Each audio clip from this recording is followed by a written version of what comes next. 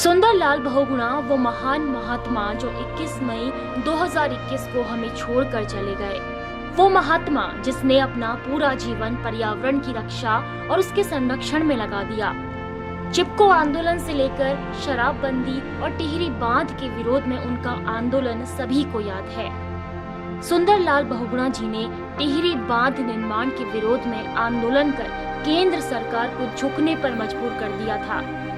सुंदरलाल बहुगुणा जी के उस प्रतिरोध के कारण ही उस समय केंद्र सरकार को बांध निर्माण और विस्थापन से जुड़े कई मामलों में समितियों का गठन करना पड़ा। 1995 में उन्होंने 45 दिन तक टिहरी बांध के विरोध में उपवास किया। इसके बाद तत्कालीन प्रधानमंत्री पीवी नरसिम्हा राव ने बहुगुणा जी की बात सुनी और आश्वासन देकर उनका उपवास समाप्त कराया। लेकिन बाद में पर्यावरणीय हितों को ध्यान में न रखे जाने के विरोध में उन्होंने एक बार फिर 74 दिन का उपवास किया। इस दौरान उनके आंदोलन के कारण कुछ समय टिहरी बांध का कार्य भी बंद रहा, जो साल 2001 में दोबारा शुरू हो पाया। उनके विरोध के कारण ही टिहरी बांध के पर्यावरण पर पड़ने वाले असर के बारे में गंभीरता से सोचा गया और इसके निराकरण की दिशा में पहल की गई।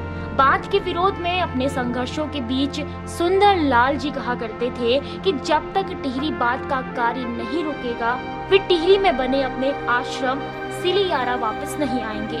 और हुआ भी यही, बांध बनकर तैयार हुआ और सुंदरलाल बहुगुणा जी कभी टिहरी स्थित अपने आश्रम नहीं गए। लेकिन उनकी मृत्यु के बाद उनकी अस्थियां जब आश्रम में पहुंची तो सभी ने नम आंखों से उन्हें याद किया।